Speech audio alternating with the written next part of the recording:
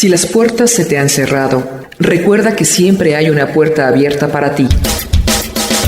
Puerta Abierta, un programa con el doctor Guillermo Torres.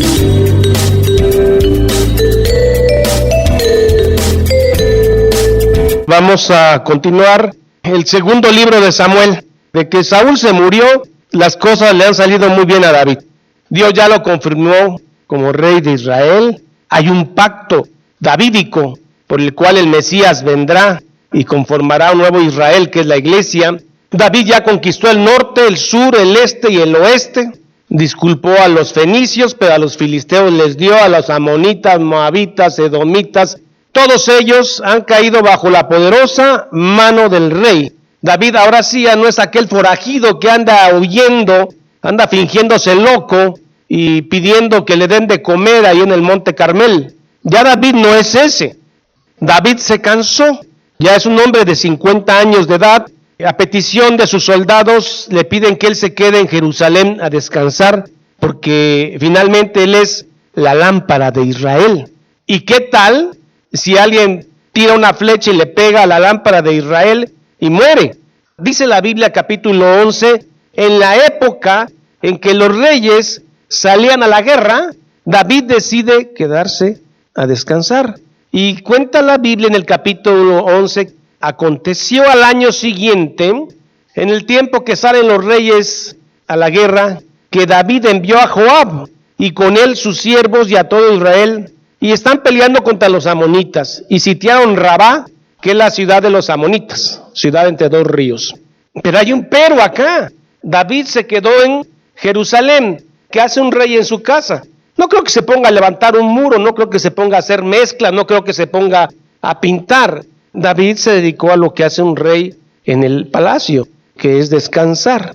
Dice la Biblia que él se levantó al ponerse el sol, la tarde termina, y empezó a caminar en el terrado de su hermoso palacio hecho de cantera, de cedro, y de pronto algo llama su atención. Hay una mujer bañándose más allá de su terrado, pero hay una característica en esta mujer que él logra observar. La Biblia dice que Betsabé era muy hermosa, y dice la Biblia, y la vio. La mayoría de los pecados que el hombre, hablo de pecados ahora sí sexuales, que el hombre cometen, vienen por la vista. Esto lo sabe el enemigo de nuestras almas y lo sabemos nosotros como hombres. Quizá las mujeres no lo entiendan tanto, pero el hombre normalmente es seducido por lo que ve. La seducción de un hombre sexual empieza por vista y vio. La mujer no se maneja tanto así. La mujer normalmente, hemos dicho, es seducida por palabras lindas, palabras tiernas, flores, recados y cosas que llegan primero al corazón. El hombre es diferente. El hombre es seducido por vista. Y David vio. Así como ese vio tan cortito que se ve ahí, es como el que Adán y Eva ven los frutos prohibidos. Y vio que era codiciable y lo comió. Vemos que David, por pasar tanto tiempo en, vágame la palabra, holgazanería, sin nada que hacer, y entonces observa que una mujer se está bañando, la codicia, no solamente la ve, la codicia. ¿Por qué digo que la codicia? Porque manda a preguntar, ¿quién es? ¿Cuál es su nombre? ¿Hija de quién es? Si es soltera, si está casada, porque es muy hermosa. Y el rey está acostumbrado a tomar mujeres. Tiene 9 esposas y tiene varias concubinas. Heredó el harén de Saúl. El único que lo supera es su hijo, Salomón. Después David manda a preguntar, le dicen, es hija de Eliam y su esposo es Urías Eteo, tu siervo, el cual está peleando una batalla por ti y por tu reino. El bocado se hace más apetecible porque es una mujer prohibida. Si fuera una mujer que no fuera prohibida, que no tuviera esposo, quizá el bocado para David fuera menos apetitoso, pero resulta que es prohibida y por lo tanto es más apetitoso.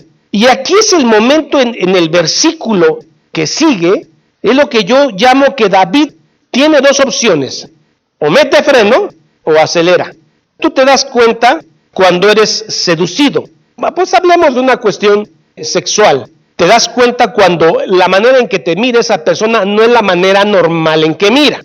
La manera en que te sonríe no es la manera común en que sonríe. Y tú como hombre te das cuenta que no le eres indiferente. Que a pesar de tus 50 años ya viejón, todavía te pareces a David, todavía eres rey. Y entonces dices, sí, todavía puedo, soy un hombre atractivo todavía para las mujeres. Esto es muy común en los hombres de la mediana edad. Todavía no soy tan feo, todavía puedo competir con uno que otro joven. Cuando tú te das cuenta de ese detalle, y como hombre lo detectas, tienes dos opciones: o frenas o aceleras, y aceleras al fondo. Y en ese momento es cuando alguien debe de ver, ojalá a David alguien le pusiera todas las consecuencias que su familia va a tener. Y entonces si uno pudiera ver todas las consecuencias que uno va a tener, probablemente frenaría. Un hombre cuando adultera no piensa que va a quedar enfermo de HIV/SIDA, porque si él pudiera ver después, verse en un hospital enfermo y sus hijos temiendo enfermarse, su esposa temiendo enfermarse de él, probablemente frenaría. Pero así es el enemigo, así es Satanás, solamente te muestra una sola parte de la realidad. Y David dice, bueno, soy un hombre que ha trabajado tanto, 50 años haciendo este reino, que no me dé yo un poco de placer, sería injusto. Soy el rey. Envía mensajeros y la manda a traer y duerme con ella. Que eso de dormir es un eufemismo. Tuvo intimidad con ella. Dice David, no hay nada que yo no pueda manejar. Soy un hombre inteligente, tengo poder. Aquí no va a pasar más que una noche de pasión. Ella va a regresar, nadie lo va a saber más que ella y yo. Y Dios, por supuesto. Pero pues Dios sabe que tengo muchas mujeres, una más. Y entonces miróla, codicióla, trajóla, acostóla y preñóla. David, dice la Biblia, que envía a unos siervos, la trae con ella y durmió. Fue una noche de pasión y ella va a regresar con su esposo y yo voy a seguir siendo rey. Vayamos a Santiago, capítulo 1, verso 12. Para todos aquellos que somos seducidos de todo tipo de seducción en este mundo. Bienaventurado el varón que soporta la tentación. ¿Quién es el que tienta? Satanás, porque Dios no tienta a nadie. Porque cuando haya resistido la prueba, hay que resistir, hay que aguantar. No hay que minimizar el pecado, no va a pasar nada, hombre. A otros se enfermaron de SIDA, pero yo no.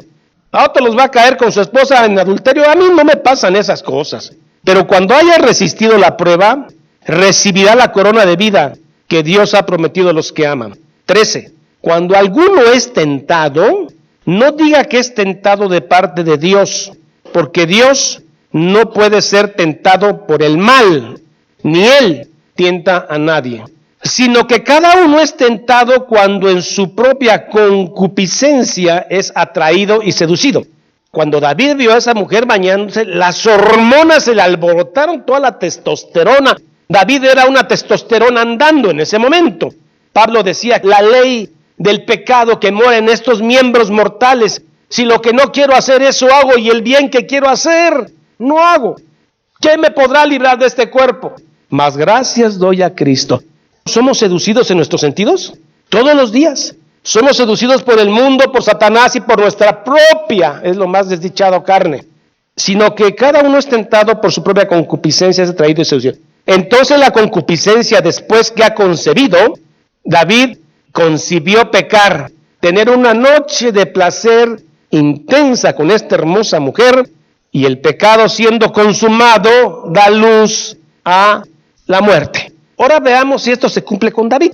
David la manda a traer, tiene intimidad, satisfechos sus deseos varoniles. David dice, bueno, se acabó. Una noche de copas, una noche loca y se acabó. Ella con su esposo, yo con mi harén. Pasan unos días, probablemente mes y medio, un mensajero llega a decirle a David, David, traigo un mensaje de Betsabé, dice que está encinta, quiere decir embarazada. David, me imagino que se le pone el rostro pálido, dice, esto se complicó, no era así la cosa, el punto era tener una noche de pasión y se acabó, se complicó, pero David se sabe que es inteligente, es rey, dice, tengo un plan B para esto, por algo soy el rey. Dese cuenta que David no está consultando a Dios para nada, David, seguro de sí mismo en su reino, dice, envía mensajeros a Joab. Joab está peleando contra los de Amón. Y entonces le dice, mira, mándame a Urías Eteo. Me urge premiarlo porque sé que está teniendo un desempeño brutal en la guerra. Joab, que es un hombre demasiado astuto, seguramente se agarra la barba y dice, no, aquí hay gato encerrado. Y entonces lo envían. A Urías lo está esperando David en Jerusalén. Lo recibe como un héroe. Le dice, bueno, he querido hacerte descansar un poco. Quiero que laves tus pies y que descanses. David se da la vuelta, él se va a descansar y dice, bueno, ya estuvo. Urías Heteo se va a acostar con su esposa y se acabó. El niño se lo van a encajar a él. Algunos comentaristas dicen que parece que alguien, esto no viene en la Biblia, ya le había dicho algo a Urías, que algún negocio había tenido su esposa con él, con David. De tal manera que deliberadamente Urías no quiso ir a la casa de su esposa, sino que se quedó en la puerta, ahí donde estaba la guardia real. Al otro día David se entera de que Urías no durmió con su esposa y se le está complicando más. Santiago dice que el pecado da un fruto, que es muerte. David se va a un extremo, usa el plan C. Esto es la peor canallada de David. Este no es el hombre que Dios eligió en lugar de Saúl. No puede ser posible que un hombre tan bueno, al que yo he admirado tanto en la Biblia, vaya a ser la siguiente canallada. David dice, hay que matar a Urías. Y esta es la infamia que David le da una carta al propio Urías, enviada a Joab. En la carta decía, me lo pones en lo más duro de la guerra y lo dejas solo y que lo maten.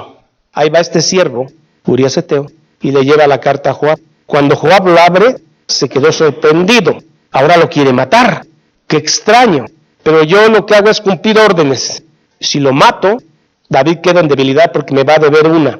Joab, que es un hombre que es sanguinario, dice, está bien, vámonos todos a atacar a Amón frente al muro. Estaba prohibido atacar a la gente en el muro, porque en el muro era peligrosísimo. Abimelech fue un hombre que estando peleando, se acerca al muro y una mujer avienta un pedazo de piedra de molino, le rompe el cráneo y ahí murió Abimelech. Joab lo que hace es mandar a Urías Heteo pegado al muro. Y ya cuando está ahí él con otros hombres, lo dejan solo y entonces los arqueros amonitas lo matan.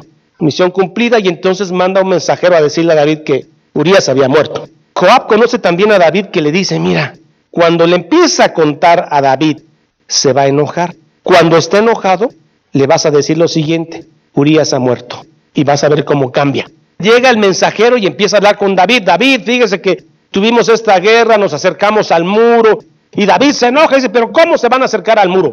Y murió Urías Heteo. Bueno. Es la dicotomía del ser humano. Podemos tener dos cortes. Si estamos en comunión con Dios, vamos a hacer cosas tan buenas que hasta podemos parecer ángeles ante la gente. Pero si nuestra intimidad con Dios se rompe y nos alejamos de Él, como David lo hizo, podemos ser tan malos como un demonio. Por eso dependa de Dios. David descaradamente contesta, dile a Joab que no se preocupe. La espada lastima ahora sí y ahora después. Que no se preocupe por esto, que no se desanime, sino que siga luchando. Viendo las diferencias entre Saúl y David, me da la impresión que el pecado de David es gravísimo, más grave que la desobediencia que tuvo Saúl con Dios de no matar todo el ganado amalecita. David está matando a un hombre que lo quiere. Plan C dio resultado, Urías está muerto, pero hay alguien que está viendo las cosas. Verso 26, quisiera que la Biblia hablara más de Betsabé, porque yo quisiera saber hasta qué punto Betsabé tiene la culpa. También pudo haberse negado y decir, no, serás el rey, pero yo estoy casada y mi esposo es Urías, es tu siervo. Pero no. 26, oyendo la mujer de Urías que su marido Urías había muerto, hizo duelo por su marido. Un duelo protocolario, no sé cuántos días se puso de color negro y listo. Pasado el luto, envió David y la trajo a su casa. Al parecer David quedó enganchado con esta mujer. Y fue a su mujer y le dio a luz un hijo. Vienen 13 palabras. Mas esto que David había hecho fue desagradable ante los ojos de Jehová. Es que Dios no está de acuerdo en eso, porque Dios es santo. Ninguna maldad está justificada. Y Jehová te va a confrontar con tu pecado temprano, tarde o a largo plazo. Pero de que te va a confrontar con tu pecado, te va a confrontar. Porque pasa un año y David dijo, pues ya se solucionó el problema, ¿no? Yo no estoy pecando porque me casé con una viuda, hasta bien hice el favor de casarme con una viuda, pero Dios no estaba de acuerdo con esto. Pasa un año, toda la gestación de Betsabé, 9 meses, el niño nace, probablemente el niño ya empezó a dar sus primeros pasitos. David, como ya es costumbre, está ejerciendo juicio en Jerusalén. David se sentaba en su silla real, a patio abierto, y llegaba el pueblo a plantearle los problemas legales, del lindero de tierra, de que me robó un ganado, no, que es mío, y David ejercía justicia y equidad. Un hombre que hizo la maldad está ejerciendo justicia y equidad. Y David está sentado, lo menos que piensa es que de pronto Jehová le habló a Natán.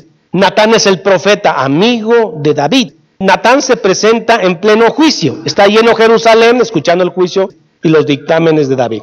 Y Natán se presenta de una manera tan inteligente, con una metáfora. Hábilmente Natán lo presenta como un caso real. Hubo un detalle muy feo de una persona que hizo algo muy feo contra otra. Había un hombre que tenía muchas vacas y muchas corderas. Y aparte había otro hombre que solo tenía una corderita. La corderita la compró él. La corderita ha crecido en el seno de él. Ha comido lechita de la que él le da. La cuida y la quiere como una hija. Y entonces dice que vino alguien en el camino y se aposentó en la casa del hombre rico. Y el hombre rico no quiso matar ninguna de sus ovejas para darle de comer a este hombre, sino que fue y le quitó la única ovejita al hombre pobre, la mató, la guisó y le dio de comer a este hombre del camino. ¿Qué crees que merece esto, David? El furor de David se encendió en gran manera. A David le molestan las injusticias, sobre todo las ajenas. Y dice que da un golpe en la mesa real. Dice, este hombre debe morir. Este hombre debe pagar 4 veces más lo que hizo. Natán tiene que enfrentarse al rey y públicamente le dice, ese hombre eres tú, por cuanto el asunto de Urías Eteo. Y aquí está la diferencia entre Saúl y David. David cae de rodillas y dice, pequé contra Jehová. Y recuerden que Saúl dijo, hónrame delante de los ancianos. En cambio David, que era un hombre de Dios, cae de rodillas y dice, pequé contra Jehová.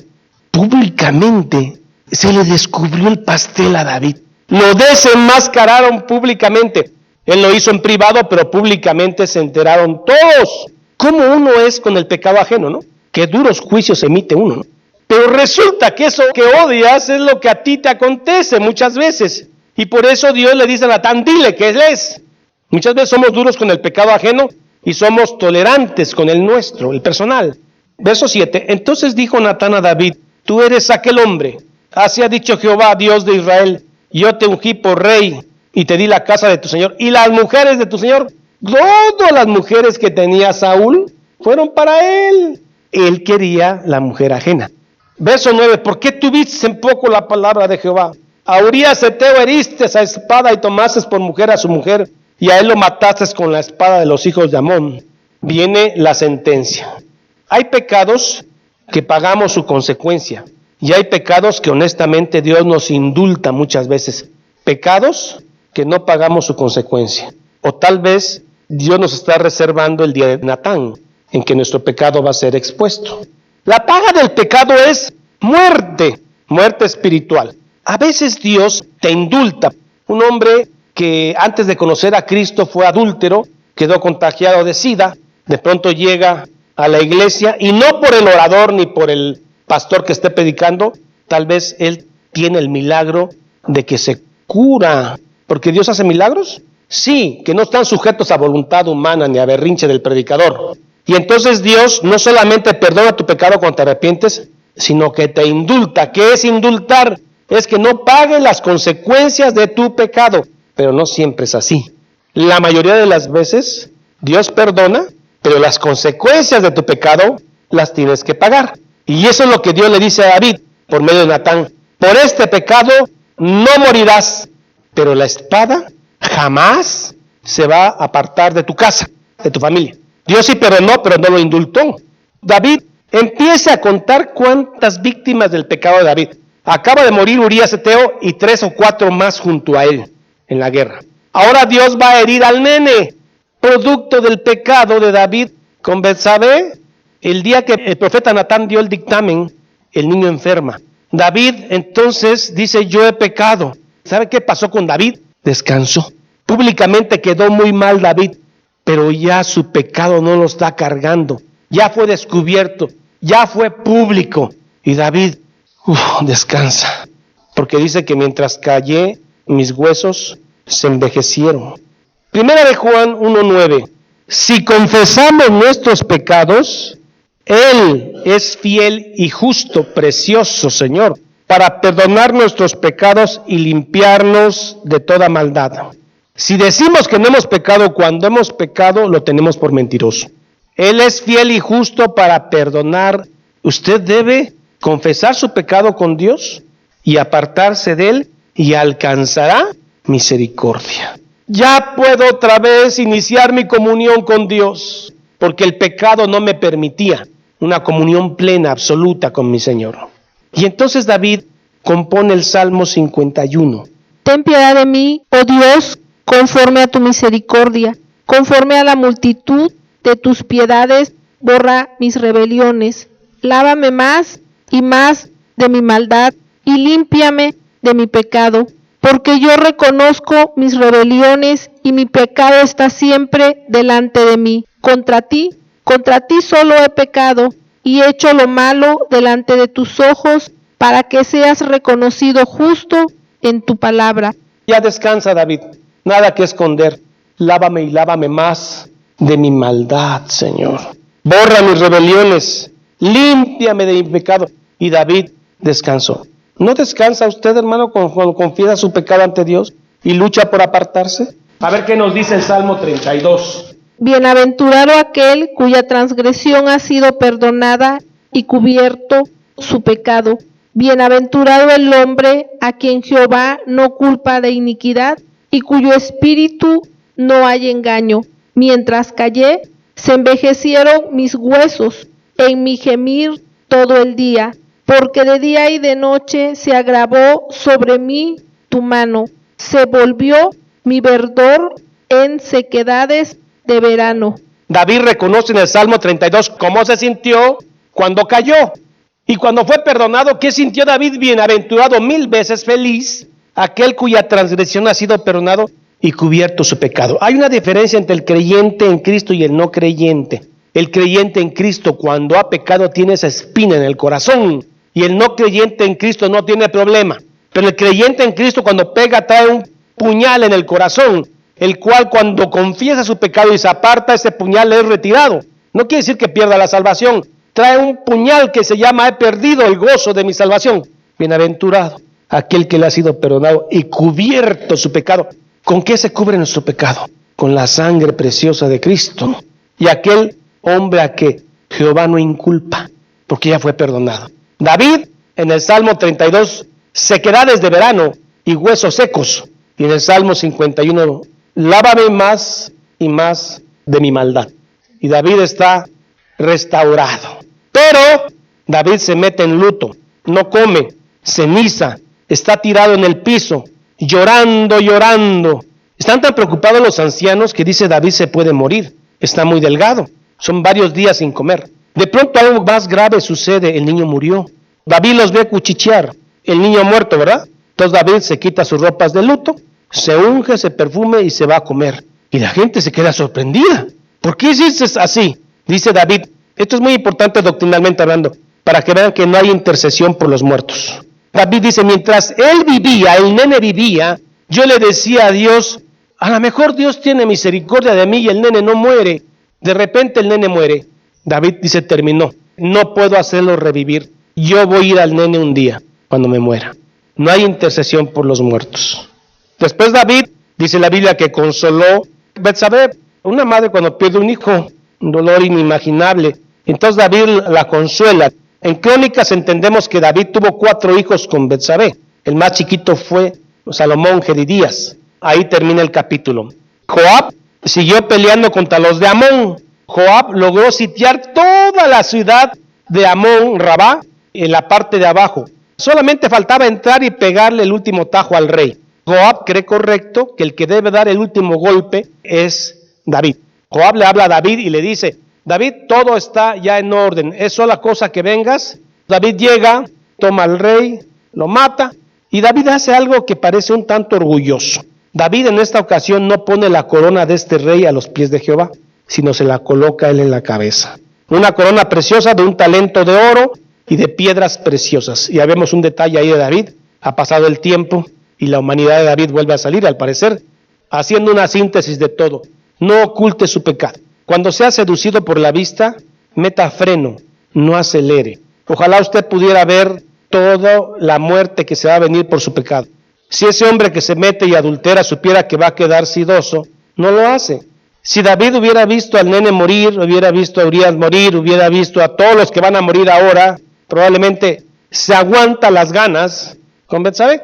Cuando usted sea seducido, no solamente por un pecado sexual, usted está en el momento en que o frena o acelera. De usted depende. Usted es creyente. Si usted ha pecado, tenemos un intercesor que es Jesucristo. Confiese su pecado, apártese de él y alcanzará misericordia. Y entonces usted podrá cantar el Salmo 51, el gozo que se siente cuando Dios no lo inculpa. Señor, redargúyenos de nuestro pecado para que lo confesemos y alcancemos misericordia. Ten piedad de nosotros, conforme a tu bondad. Ten misericordia de nosotros. En el nombre de Cristo Jesús. Amén y amén. Jehová es mi pastor, nada me faltará. En lugares de delicados pastos me hará descansar. Junto a aguas de reposo me pastoreará. Confortará mi alma. Me guiará por sendas de justicia por amor de su nombre. Aunque ande en valle de sombra de muerte, no temeré mal alguno, porque tú estarás conmigo. Tu vara y tu cayado me infundirán aliento. Aderezas mesa delante de mí en presencia de mis angustiadores. Unges mi cabeza con aceite, mi copa está rebosando. Ciertamente el bien y la misericordia me seguirán todos los días de mi vida, y en la casa de Jehová moraré por largos días. Salmo 23.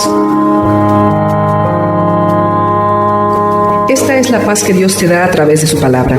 Busca un grupo de personas que te ayuden a leer e interpretar la Biblia. Te invitamos a escuchar el programa Puerta Abierta con el Dr. Guillermo Torres, pastor de la iglesia La Familia de Dios. Todos los días por esta estación.